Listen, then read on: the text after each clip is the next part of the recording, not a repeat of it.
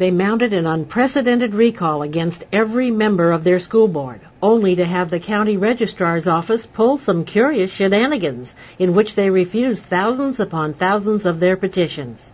But these citizens aren't deterred from their mission to reform the Capo Unified School District. If you take a look at the press release that our committee issued the day we were given the bad news from the registrar that they were not going to certify the recall special election, the headline was, "This battle is not over, and we are not going to rest until those people that have misled our community and taken advantage of our children are removed from office and held accountable."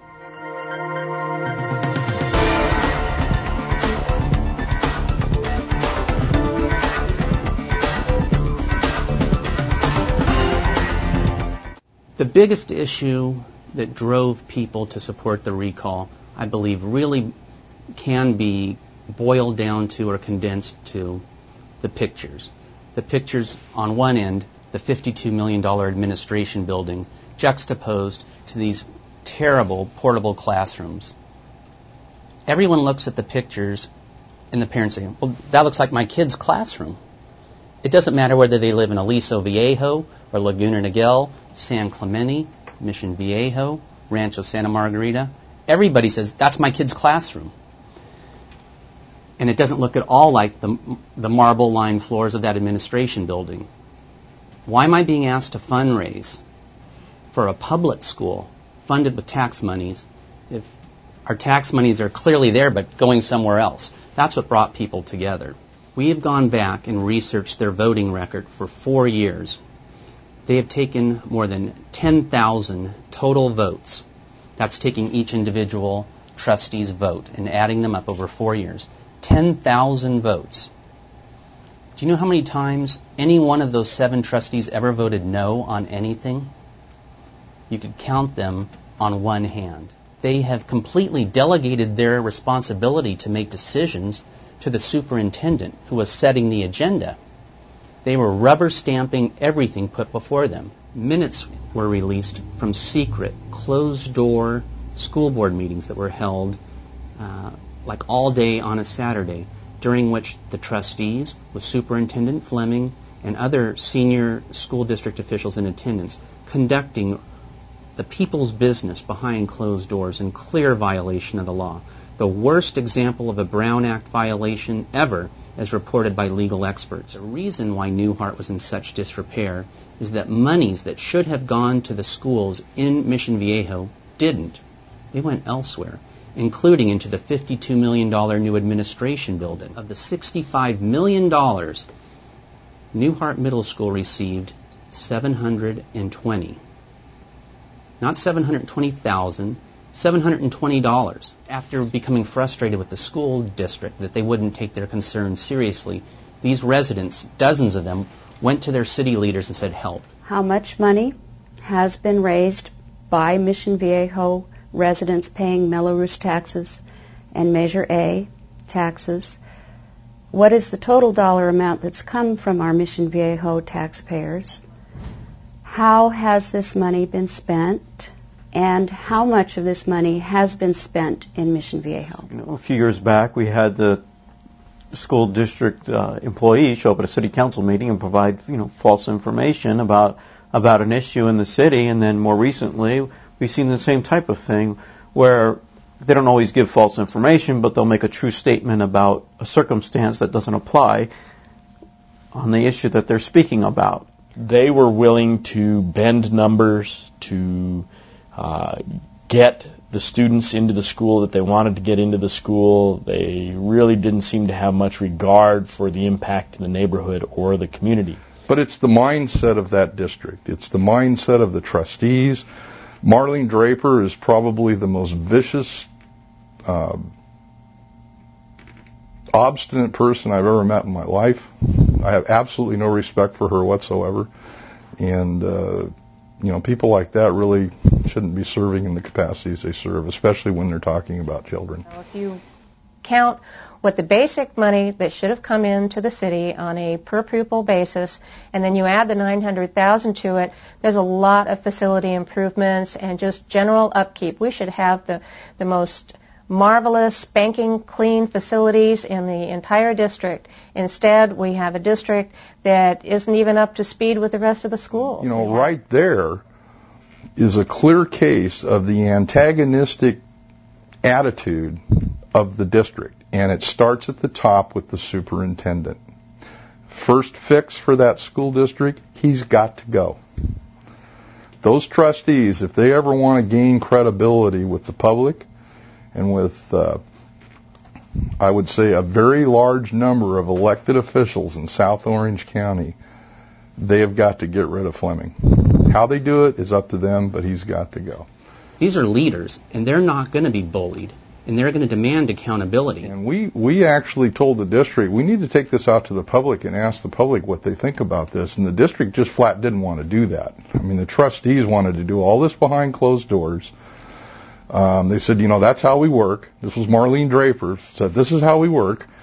And we said, no, we're not going to do that as a city council. So we forced actually some public hearings, town hall type meetings, where there was 2 of us from the city council and true trustees that held a couple of public meetings to discuss that project. When it was all said and done, public perception prevailed, and public perception was that was a bad idea, don't do it, and the school district didn't. While certain individuals that are maybe less politically active get put off and a little scared and intimidated, there's enough public awareness that has been raised now that there's no way this is going to stop. The train has left the station. The CUSD headquarters were just raided by investigators armed with search warrants. What does that mean? That means that the Orange County District Attorney believes there is probable cause that felonies have been committed in the CUSD headquarters, in particular in the superintendent's office. It also means a judge agrees. A judge agrees there's probable cause that felonies were committed in that office. And at that point, I asked the board to terminate Superintendent Fleming for cause. And I said, if you have any doubt that that's justified, then you have no choice. The only responsible thing to do is to immediately place him on administrative leave right now. But what happened? Nothing. They allowed him to retire on his own terms, leaving with a lucrative lifetime pension at taxpayer expense. Trustee Sheila Hennis went on a soapbox and called us liars. It's kind of like the old joke, is a contractor lying? Well, if his lips are moving, that's how it is with this recall group. If your lips are moving, you're lying. But the truth will come out. The truth is coming out. This group is not going to stand up and take this. The truth will come out. Well, I hope it does. And Sheila Hennis, you're not going to like what you see. Not only have school district officials, employees, and lower level workers at the district been subpoenaed to appear before the grand jury, but it is also my understanding that elected school board members have also been subpoenaed and will be soon appearing before the grand jury. And they also are going to have to either tell what happened or take the fifth. This very Monday, the first meeting after the superintendent has been gone, he had made a request of the school board that they pay for his criminal defense. They want the taxpayers to foot the bill for Superintendent Fleming's $400 per hour criminal defense lawyer. The community is outraged. And what was the response? The typical response from the school district.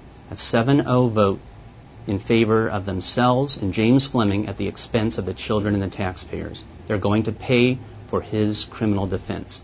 What gives me hope is hope in the integrity of our system and the courage of our leaders, such as the district attorney, to see it through.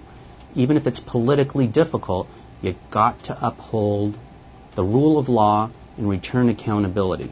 And I hope that it happens in Orange County. I think it will. And I hope that sends a loud message across the country that you got to play by the rules. The volunteers realize that this is a marathon. And the recall was one one mechanism, one vehicle to achieve our goal. Our ultimate goal is to get honest people in the school board. And we have 3 wonderful candidates running right now for the November election. Reforming CUSD can be easy as ABC. Ellen Adonisio, Anna Bryson, and Larry Christensen are 3 brave individuals that have stepped up. They are candidates that have been endorsed by the CUSD Recall Committee, and we expect that they will win in November, and we will take back our school district then and there. I think we serve as an example to people all across the country that you must remain vigilant and hold your government officials accountable. We've made national news. We've been on ABC's 2020 to the whole world. And when we met with those producers of that show, they said, what we see here, this administration building next to these portables, is the worst example of government waste we've ever seen in the country. Well, what that tells me is that we can be a model for people all across our nation. Stand up for yourself. Stand up for your kids. Stand up for your tax dollars. And get involved in the system. We're moms and dads. We're regular people. Yet we have made a major impact because we will not just go away. We are vigilant and we're standing up to participate. And it can be done. Stick to your issues. Know what your issues are. Know what the law is. And make sure that your officials follow that law. And when they don't, they need to answer to you. It's people taking back their government. And it's the awakening of South Orange County. What we're doing is we've raised public awareness and we have brought people into the political system that were just focused on kind of keeping their head above water, doing their own thing every day. But now they're going to never be apathetic again. They'll be engaged. And they're going to make sure that their government officials are accountable to them. And that's a wonderful thing. That's what our democratic system was set up to be.